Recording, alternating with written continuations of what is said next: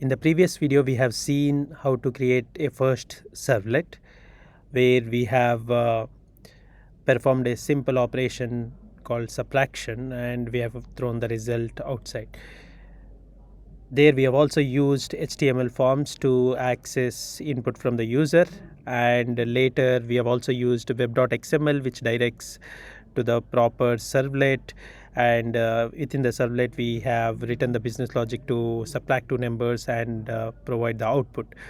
So in this video we are going to see how we can direct responses, or how do we redirect from one servlet to another servlet. So there are two different ways through which we can do that, and each of those methods would be demonstrated in this video.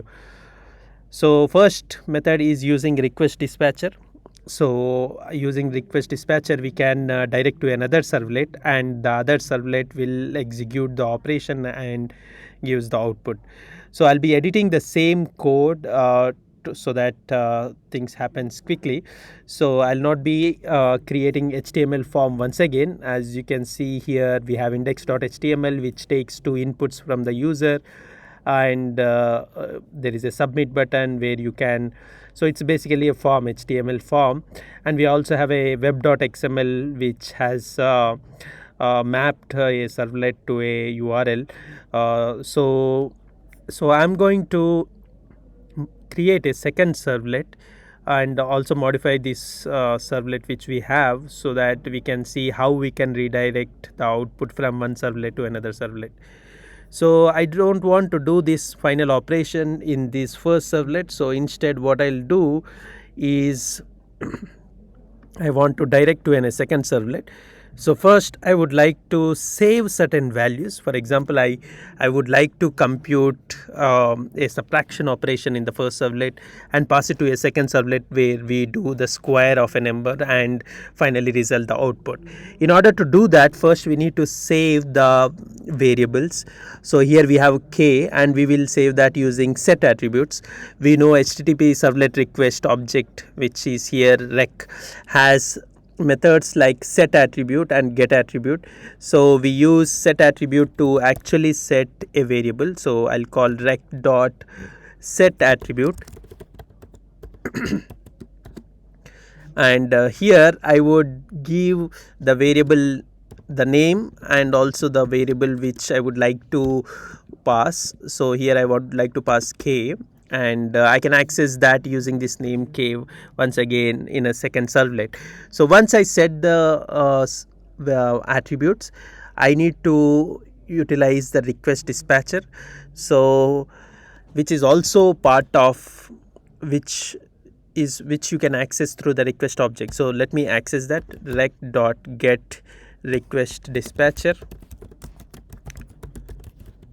and you can give the URL link of the second servlet. So I'm mentioning here sq. So this is just a URL pattern, whereas in the web.xml we will once again declare when there is an access to this URL pattern which servlet to be executed. That will be mentioned in the web.xml. But for now, so we have requested, we are using the get request dispatcher, and this output, let me call it rd is equal to, so this is going to be saved, and this is of type request dispatcher. So let me write this request dispatcher. So this is the type, and here we can see some suggestions, which is to import request dispatcher. So double click on it so that you can see request dispatcher getting imported here. So this is the advantage of Eclipse. It provides us the good suggestions, and you can end with a semicolon here to remove that error. And once we have created the request dispatcher object rd, so you can use rd dot forward to forward these request and response objects. So rec and res are the objects, request object and response object, and we are forwarding it. And here we have it is suggesting us to throw a exception. So when I click on it, so we got this servlet exception here. So once we have done this, so we can check the output in the second servlet. So now this is the time to create the second servlet. So let me first create the second servlet. So go to our project. This is our project. So before that, let me save this. So in the project, go to new and click on class. So and name the second servlet name. So I'm calling it as second servlet. So this is the second servlet, and you can finish this, which is also same under the same package com.tseek. So you can finish it. So once you have finished, you can double click on it. So this is our so we can see here we are able to see the second servlet created here. So you can just direct that here. So for now I am just trying to minimize this index.html as it is not needed at this moment, and I'm also directing to this window. So let's see now how we can add content into the second servlet. So I'm also zooming this so that the font is visible better. So here in the second servlet, we are going to first do the same thing as what we have done. So we extends HTTP servlet. A class becomes a servlet when you try to extend HTTP servlet. So we have extended it, and once you have extended, it throws a suggestion that you need to import the HTTP servlet package. So just do that. So just import HTTP servlet. So when you double click, it automatically does that. IDE does that for us. And later we will be once again using do post method. So public void do post, and here we are mentioning two things once again: HTTP servlet request and HTTP servlet response. So since I have it here, so I'm just trying to copy this and paste it here. So we have HTTP servlet request and HTTP servlet response res. So in this servlet, so we can open and close it. So just open the flower brackets, and once this is done, this is where you would like to do a second operation upon the attribute which you have sent. So let's access that first. That can be accessed using rec.get attribute. So using get attribute, we are accessing the attribute which we named it as k, and you can end with semicolon, and this has to be saved into a variable called k, and this would be an integer. But you can see here, I think there is some error. So type mismatch, so cannot convert from object to int. So we can typecast this so that it becomes an primitive type int. So once this is done, now you are able to access k value in the second servlet. So this is where you can do another square operation, and later you can print the output. So for that, we once again use the get writer, which is part of res. So res.get writer, and we create the out object out of it, which is of type print writer. So once again, it throws the suggestion to import the library. So just print writer. So print writer, so it provides us the suggestion to import the library. Just double click, it automatically loads that package. So once we have done this, we also have one more problem. So you double click on this so that it creates the exception here, and once we have written this, we can give the output. So out.println, and this is where you can declare your final result.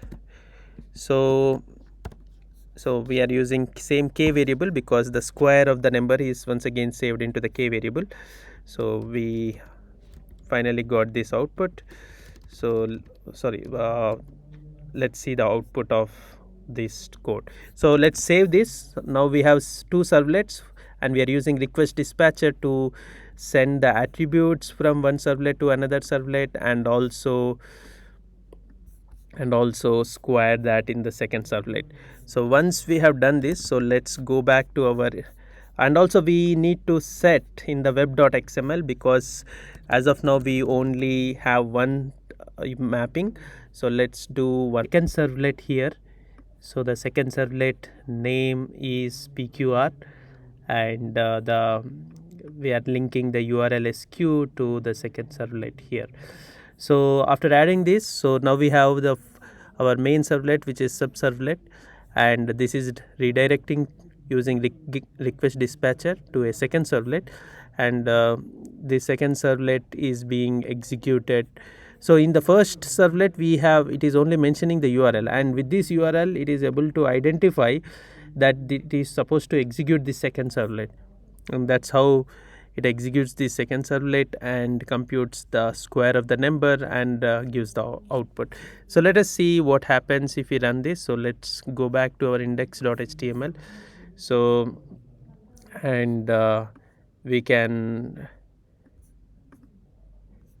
restart the server. So once if you restart the server and then you click on run on server, so click the Tomcat 8.5 server and finish it. It asks for two numbers, U21 and 11, and you can click on submit. So the result is 100. So what is happening here? So we gave two numbers. So from HTML form, we got the two numbers, and once we click on submit button, the action is sub, but we know sub URL is linked to sub servlet. So it executes sub servlet, but in sub servlet we computed the subtraction between the two numbers I and j, and then we set the attribute k with the result what we got, and using a get request dispatcher we have directed to URL SQ, and but the URL SQ means that it is supposed to execute the second servlet, and that's how we reach to the second servlet, and this is where the square of the operation is happening. So we have 21 minus 11, which is 10, which is happening in the sub servlet, whereas 10 squaring it is happening in the second servlet, and thereby we are providing our output through out.println. So this is how we can redirect. This is the first method to redirect from one servlet to another servlet. There is also another method using send redirect URL rewriting. So we will see that method in the next video. Thank you.